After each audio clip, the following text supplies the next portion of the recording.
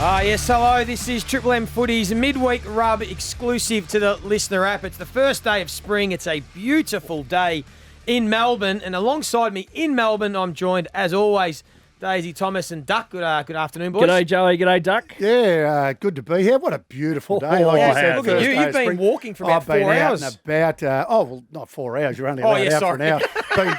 Been swooped by 3 magpies because it's the first day of spring. Yep. Not really. But no, what a beautiful... I tell you what, not allowed to play tennis, golf, but head down to St Kilda Beach. Just head along there.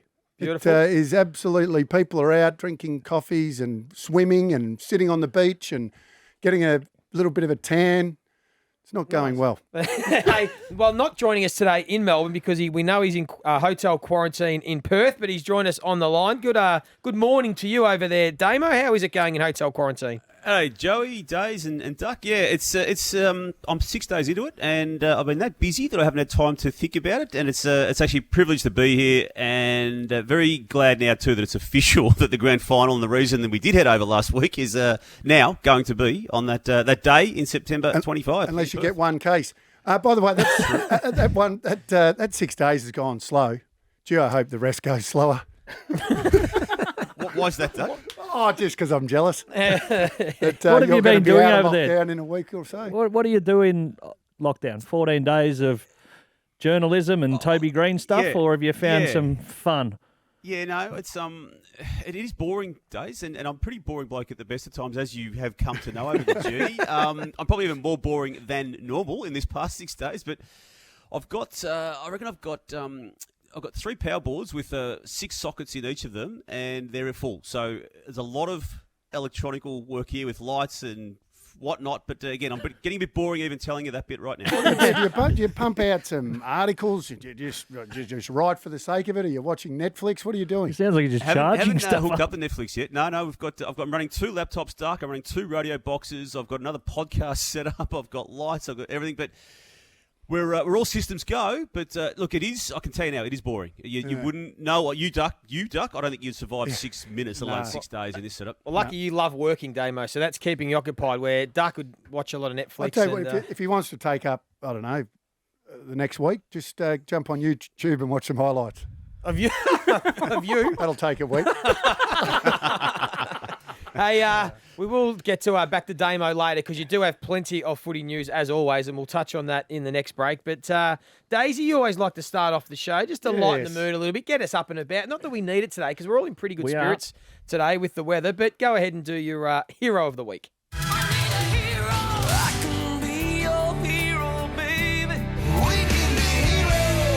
Daisy's hero of the round.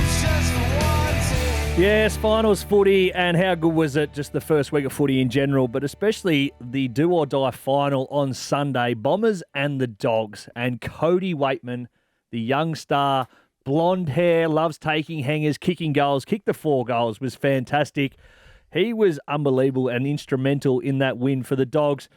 But also, and unfortunately, he copped a fair bit of flack online from some trolls and whatnot. So he's the hero of the week. Why did he cop flack from the nuffies on the online? There was 4 free kicks. He got goals from free kicks, and I don't know if the people who were trolling him realise this, but he doesn't award himself the free kicks. He just goes back, here's the whistle. Exactly. He wasn't playing for them. The umpire paid them. So just a good reminder that there's a lot of good footballers going around at the minute because of finals football. This is where the cream rises to the top. And if you are a troll and you think that you're going to get...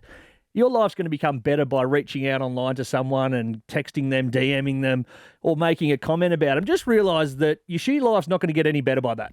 So just understand that, and these players are doing a very good job, so just calm the farm a bit. Why, given what the world's going through, why are people so bitter and want to just sit there and be negative? Jealousy, negative? Well, you know what? It's like wanting someone else to drink poison and killing yourself. That's what it's doing. It's just bitterness. You've got to let it go. Okay, interesting comments there from Duck. Hey, Joey, is it possible that our man Daisy has made Cody Weightman the hero of the week because he sees a little bit of himself in Cody Weightman? Didn't he start that by saying the blonde hair, he loves the big stage, loves kicking goals and taking hangers, the rock star? It did sound like he was referring to someone else from the past. Well, he does play with freedom, with flair, on instinct, so I just love the way he goes about it. He looks like, even when he gets interviewed, he's just having fun. And at some point, that'll be coached out of him and the media will bash it out of him. But for the time being, he's having a ball, and it's quite insulting that you're sort of comparing me to him, but I'm sure he'll get there. Well, we know about your debut game. You've spoken about that 100 times. Can you remember your first final? How'd you perform in your first final? I can't. Not too hard? Oh, no, I can. I took a hanger on Rowan Smith. It was his last game for the Bulldogs, and I took a hanger on him. That's all I remember. We lost. That was the game Brody Holland got Brett Holland. Montgomery in the first bounce. Yeah, so I was sitting on the bench. I started on the bench, and the first vision of finals football was Brody Holland coming off half forward and getting Brent Montgomery and absolutely flipped him into next week. I'm not sure that was the best idea because Montgomery kicked 6 and won them the game. Did he really? So, yeah. Yeah, there was no concussion protocols back then. He was knocked out and out for about 30 seconds, wasn't he? And came back on about 8 minutes later. Wow. Yeah. What about, by the way, Weightman 4 goals. What about the smother on the halfback flank? Started. That was early. He gave them a bit of a spark Yeah. early. He When was the Essendon energy. had a bit of a jump early on them and the Dogs were still feeling their way out, he was the one that was a real spark. So well done. Well done. Great hero Thank of the you. week. Damo, footy news, the big announcement that is happening basically right now as we are on air. The new Collingwood coach is being announced. Yeah, and a person of little profile when it comes to a Collingwood coach being announced in Craig McRae, former Brisbane Lions player and assistant coach now at Richmond and the Lions and the Pies and most recently Hawthorn. Clearly impressed the coaching subcommittee. We were told that there were 92 effective names on that list at one stage, and he's managed to be the last man standing when it comes to it. So it's a different path for Collingwood. They're going through a different phase of their footy life, aren't they, with regards to Nathan Buckley exiting, obviously Mick Malthouse prior to him, and Eddie Maguire at the start of the year also leaving. But Tony Shaw before Mick Malthouse was coach, and Lee Matthews before that. So it's certainly a different path for the Collingwood club to take. They've gone down the path of more of a development coach. So he started his career, he was development coach at Richmond. He went up to Brisbane for a year, development coach. And then Daisy, he was a development coach at Collingwood for a number of years when you were there. Can you give us a bit of an insight into Craig McRae? Well, it's a good job being a development coach. You sort of have all the young kids, all the young talent. Everyone loves you. They're eager. They're keen to learn. You get to develop them and see them blossom. So my time there obviously didn't have a lot to do with him. I was 4 or 5 years into it. So it was pretty, you move past that sort of development of your first 2 years at the club. But just having Fly around the club, he was a ripper. A ripping bloke, good knacker to have a beer with. And as you say, sort of when you are in that role, everyone loves you because you're not getting anyone offside. You're not having to drop blokes. You're not having to make the hard calls. You're not having to ride people. The kids are there because they want to play. They want to get better. So it's a pretty easy position to be liked in. It'll be interesting to see how he now transitions from that position to a senior coach. Obviously, done it in his own right at VFL level. But, we'll see how it goes. Hopefully, really good appointment for the Pies. That's right. He then went on to coach the Richmond VFL side to a premiership, was then an assistant coach, a forward line coach for Richmond in their 2020 flag, and then was at the Hawks this year. Duck, what do you make of the appointment? Oh, well, I've got no idea, to be honest, because but listening, it's a pretty good resume, isn't it? And I love the fact that he's coached a team in his own right. He's been everywhere. He's been under a few different coaches, which I like. So I guess the one question mark that you have is he's been sitting under their nose the whole time, and has he interviewed for any other jobs before, Damo? Has he fallen a little bit short because of certain areas, and why is he ready now and not a couple of years ago? Yeah, it's a good question, Duck. I'm not aware of him getting to the short list of previous jobs, but we only need to look at how he's carried himself throughout this whole process with Collingwood. He hasn't said boo. I mean, even the press conference to announce him it's being done through Zoom. Now, there are capacities even in this lockdown period in Melbourne to have a, in inverted commas, a normal type of press conference. So it's in keeping with him. I mean, when he played, Duck, I was up in Brisbane at the time, and his demeanour was one that knew he could play the game really well and did, but he knew his role, knew his place, and he knew was well below the superstars of that team. So he's always been able to just work out where he fits into the system, and where he fits into the system right now is senior coach of probably still the biggest club in the land. Yeah, well, he must be good because the man that he beat was Adam Kingsley. We believe it was down to those two, and Adam Kingsley, I think, will be a brilliant senior coach. I mean, he's been under Mark Williams at Port Adelaide when they won a flag. He was under Ross Lyon and a couple of coaches at St Kilda. I thought he was a terrific assistant coach, and now been really instrumental in Richmond's success as a midfield coach there. So he obviously must have high credentials, Craig McRae, because I feel for Adam Kingsley. It was down to those two, was it? Yeah, they were the final two, and Yeah. I believe Adam Kingsley deserves a senior job. He's a fantastic assistant coach. So Craig McRae, for them to choose him over Adam Kingsley must mean he's very, very well liked. And Well, can only respected. wish him luck, can't you? It'll be interesting to see, though, because if he likes to fly under the radar, that's not going to happen as the coach of the Collingwood Footy Club. So there will become a point in time where you have to be out the front, you're addressing members, you're addressing the biggest fan base. There's expectation and responsibility that comes with that job that isn't that you just get to be the bloke that you were before you walk into those doors. Damo, moving on to the fallout from the Toby Greene suspension. What was your take? Look, I felt it was okay. I think the AFL's got itself confused with how its own operations unfold. The fact that they sent this issue to the tribunal without putting a determination on it itself, I think confused the issue. So when Gillon McLachlan, rightly in his position, then questions the leniency of the 3 weeks when it's handed down, I think you just need to take it back and take ownership of it as an organisation. The Match Review Office, Joey, should, in my eyes, have been able to put a determination of weeks on it and then send it to the tribunal. Not the other way around. Not, hey, tribunal, you look after this. You formulate the policy on our behalf. Because as we know in the way that structure works, you've got the Match Review Office, you've got the tribunal, and then the Appeals Tribunal. I think at the starting point, the actual game itself, the organisation itself, the Match Review Office needs to be really clear, not just for the next stages of the process, but for the players and the game itself to have had that as its starting position. And while that's I suppose an office style of explanation as to what's happened here, I think it's pretty important. I think for the next year, the Match Review Office needs to properly put down its adjudication on every single matter and not continually handball stuff over to the other body, which is independent and obviously part-time. Yeah, it's a good take, isn't it? It feels like the MRO and the tribe, they've lost their way a bit this year with how it all works and the processes and how they come to their decisions. It's lost its way, hasn't it? Oh, there's no precedence. It's been like that for a long time. We speak about it week in, week out. Are we all happy with the punishment, by the way? But I'm assuming the AFL's not going to appeal the 3-week ban now. Is that all done and dusted? Well, again, as we talk, and we record this program, as we know, prior to it being published, as we talk, there's been no announcement of that, but the deadline is still open for them to do so. Until when, Damo? Look, a matter of hours from the time we're speaking. That's the right bit now. that disappoints me now, that they're saying, well, the AFL might appeal. I mean, look, after listening to all the evidence and the cross-examination and all of that type of stuff, I thought Stevic, by the way, was superb in what he said. I thought he was honest and open and said it was a bad look, but didn't feel threatened and all of those things. And I think people are forgetting that part of it. He never felt threatened. There was contact. I thought in the end, I thought there had to be a penalty once you knew that there was contact, because the contact could have been avoided.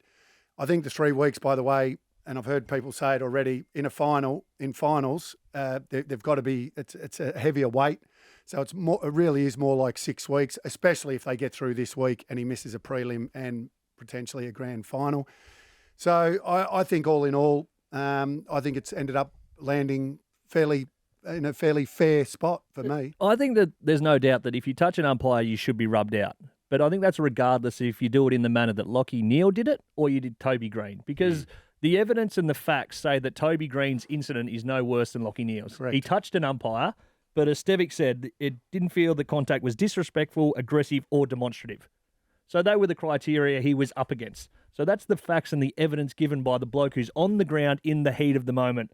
As a look and as an opinion piece. He did say afterwards. But that's a look. Yeah, no, after looking at the vision, he did say disrespectful. But I think we can still all agree that it looked disrespectful. Yeah. But at the time, he didn't seem fit to report him. Yeah. And then the AFL comes out after that evidence is given, and says that Toby Greene will be guilty of making intentional contact. The jury is satisfied that the contact was aggressive, demonstrative and disrespectful after your own umpire has said that it wasn't any of those. So that's where I don't like it. I think that no doubt going forward, you can say if you touch an umpire in any sense, the minimum's 3 and we're going steeply up from there. But in this instance, with the way the current situation is, I don't see them any difference in what Lachie Neale did to Toby after the facts were given.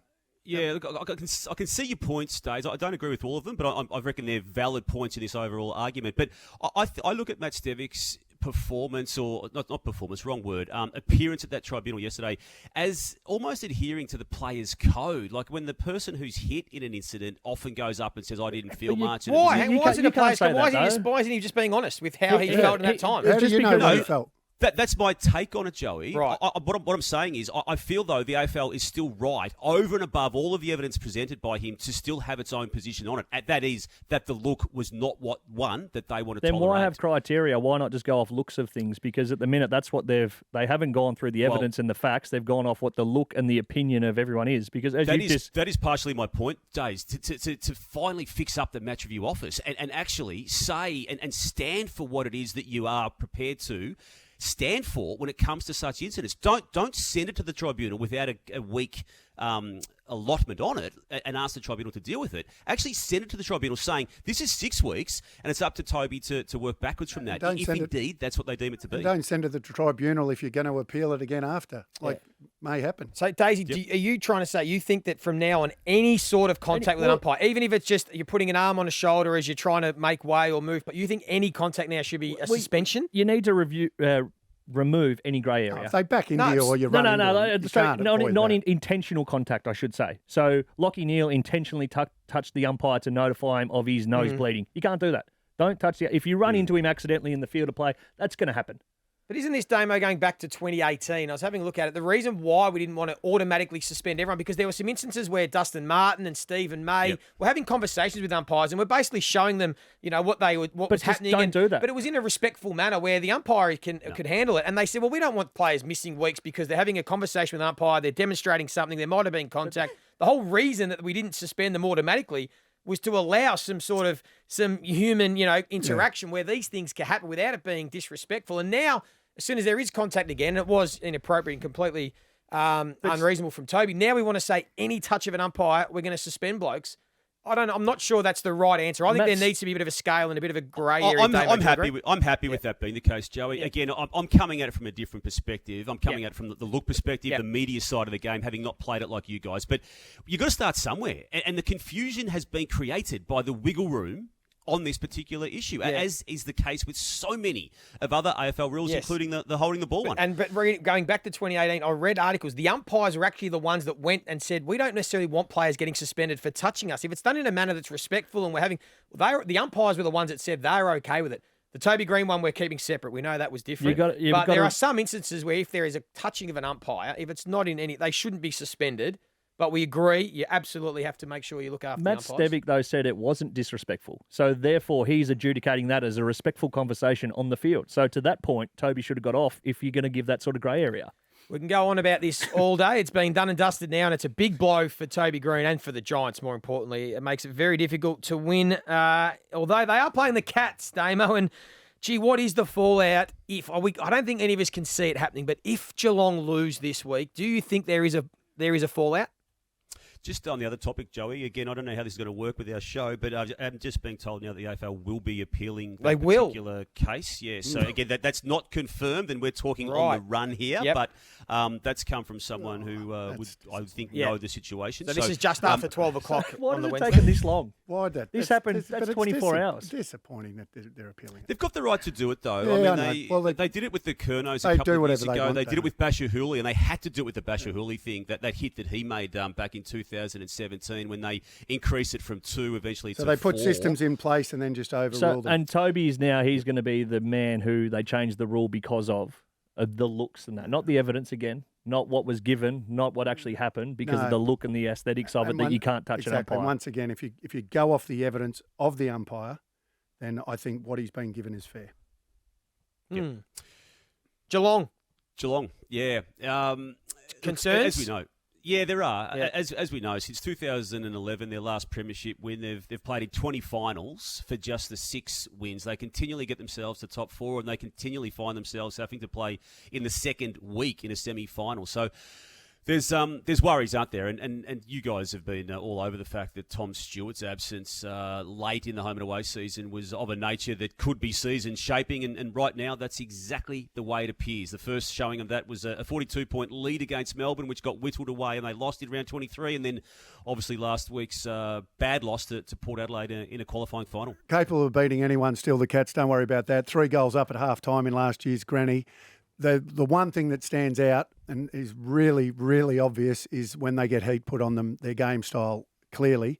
But that doesn't always happen. It does happen more often in finals, which is why we're talking about it. But I tell you what, if they get it right on a day, they are still capable of going all the way, the Cats. All right, well, that's one of my duck dive quick fives after this. I want to know whether you think this is Geelong's last chance to win a premiership with this current group and whether next year it might be too late. This is Triple M Footy's Midweek Rub, and it's now time for Daisy's favourite segment. On the Midweek Rub, it's time for Duck Dive. I'm good from the waist down. Quick Five. Duck, I'm just throwing this one in the last minute because we got your thoughts off air, but what do you think of the decision to appeal Toby Greene's suspension? I think it takes the focus off the finals. That's what it does. And why should we be talking about something that's already been dealt with? I think it's fair and reasonable. And now we're going to be talking about something that is now getting blown into a bigger situation when we have great finals coming up and a prelim and everything else. So that's all it does for me. Fair enough. Question one, I asked you just before the break, is this Geelong's last chance to win a premiership with this group? Is this their last chance this year? No. You still think next year? I still think next year. I mean, they didn't sign Smith to a one-year deal. I think Smith's had a really good year. Higgins has obviously had injury problems. Cameron's still got a heap of footy left in him and had a couple of hammies. So you'd expect him to be even better next year as well with a full pre-season. Danger's had problems. Selwood's had a really good year. Duncan's missed big parts. I don't think so, Joey. I think there's another year left. Do you think it's the first year that they're actually going to get people asking and exploring their options for trade? Like Narkle's been in and out of the side, but having 30 touches, a heap of clearances. Well, there's Narkle, there's Constable, there's Radical Clark. So good at so long for keeping those type of players, and that then elevates the older ones. They haven't got a look in. They'd be playing in a lot of other sides. Because they're such a great club and they're a destination club, and obviously the environment down there on the coast and all that sort of stuff, that they've been able to say to these guys, the Clarks and the Constables and all, and Radicaleas, and even though Radicaleas had some injury, they've been able to say, listen, just hang around for that little bit longer. Danger's getting a bit older. Selwood's getting a bit older. Duncan's getting that little bit older. You're the next cab off the rank. And then they recruit in Higgins and Smith, and so they have to wait that extra year. I agree. It's whether they can hang on to that. If they can hang on to those guys, then they've got ready-made replacements that have done long apprenticeships. But if they lose a few of those, then that depth comes into it, and then a couple of injuries to senior guys, Joey, then what I said previously can drop off very quickly if they lose all of that depth. Hey, just a shorter answer on this one, but an important one. Do you still think Toby Greene should be outright captain for Giants next year after what's happened? It's a good question. I think he's led really well when he's been captain. I think this is a real line in the sand moment for Toby, to be honest. He's had a number of these incidents that we talk about. I love him as a player. I know him. He's just got to take these incidents out of his game. He's been on record as saying he can't help it. He's almost said, I can't help it. Yeah, I know. And it is, they call it white line fever. Well, he's got to go and speak to a psychologist and get a little bit of that fever. What if that affects his performance? Well, you don't want it to do that to his game, but I think that it's got to be a real wake-up call. 10 years in the system already. Yeah, I know. When's it click? It's not as if we're talking about a 21 or 22-year-old now. Well, I think it has to. It's got to be. I'll tell you where it's got to click. It's got to. Leon Cameron, I think Leon and other leaders above, not in the playing group, other leaders at that footy club have to sit down and say, Toby, enough's enough. You don't reckon they've done that? You don't reckon they've done that in the last 5 years? No, well, they probably have, Joey. But sure this might be the one. Yeah. This might be the one that just says, you know what, come on. I think it's got to be the one for him. I think it's got at some point he realises. Well, that's for him internally to not be told. Because I don't think Toby's going to hear it from someone else and go, yes. I think it's got to be internally. He realises what he's doing, costing himself and his team. I'll tell you something about psychologists, Joey. That's generally what happens, mate. You go and speak to them, and then invariably you've got to make the decision whether you want to change or not. Yes, that's right. As opposed to listening to coaches or other people. Yeah, that's right. Hey, Brisbane Lions, turning our attention to the Brisbane Lions. They were really disappointing last week. In particular, Harris Andrews. We know that Tipwood's out for the year. We know there's no Daniel McStay this week. They've got Marcus Adams, Ryan Lester will come back in, and Darcy Gardner already in that back line against the Bulldogs that aren't chock full of height. Would you consider throwing Harris Andrews forward to just provide a contest and give them a focal point this week? Or do you still think, no, give him another chance to rebound and respond at fullback, even though he looks like he's a bit off for whatever reason? Yeah, he doesn't. You know what he hasn't been able to do? Defend one-on-one. We know that he can sag off and play third man up and all that sort of stuff. I don't think he's fully fit, Joey, so I'm not making excuses for him, but I'm not sure he's a player that can go forward and he's going to set the world on fire up there. Will he give you a contest? maybe. But for me, he's turning a little bit like the Queen Mary at times and below his knees. So that's the concern. You can't do that. You can get away with it a little bit in the back line. You can't get away with it in the forward line. Yeah. Two more quick ones. Should the Western Bulldogs now consider playing Stephen Martin in the ruck? Or now that they've won, do they stick with the winning formula and keep Lewis Young? I'd be bringing Stephen Martin in if he's ready to go. And what's it been now? 3 weeks. They said he's had a few weeks, few cracky matches and training block, a big training block. I personally would, but we're not close enough to make that assessment. You're basing it if he's fully fit. If he's fully fit, I'd be bringing him in. Yep. And last one, a controversial one. I got asked to say this early. If Melbourne do make the grand final, are you the type that would consider making Nathan Jones the medical sub, or do you think there is no chance of romance in finals and you just pick your best 23? No, you've got to pick your best 23. No doubt about that. But I can't believe Hibberd didn't. Yes, you were big on Hibberd. You were texting Friday night. I thought Hibberd was the perfect Saturday matchup night for Charlie Cameron. Yeah. The perfect matchup. And I know Smith came in a few weeks ago and did it. He's been doing okay, but I thought, I hope Charlie doesn't take this game away from them in the end. They obviously had a good win. Very hard to change a winning team, as you know. I'd love Jones to get unfortunately for Jonesy, it's only going to come off the back of injury. Yeah, that's right. There's a few good players. Like you spoke about Hibberd, Jake Melksham's been a wonderful player for a number of years. Sitting here on the outside, and I know Goody and all, but we don't have these types of conversations. If I'm on the outside, I'm playing Hibberd and Melksham. Yeah. I want, because they're guys that are in the trenches with you. You know what you're going to get. So it'll be interesting to see what team they pick for the prelim. We're going to take a look ahead to the two finals this weekend, starting with Friday night at Optus Stadium between Geelong and the GWS. On paper, now without Toby Greene, it seems pretty straightforward that the Cats win. Do either of you have a different take on that? You know what I think? Cornelio into the midfield, throwing him into the deep end, and Taranto forward, kicked 4 goals against the Cats not all that long ago. That's my move if I'm GWS.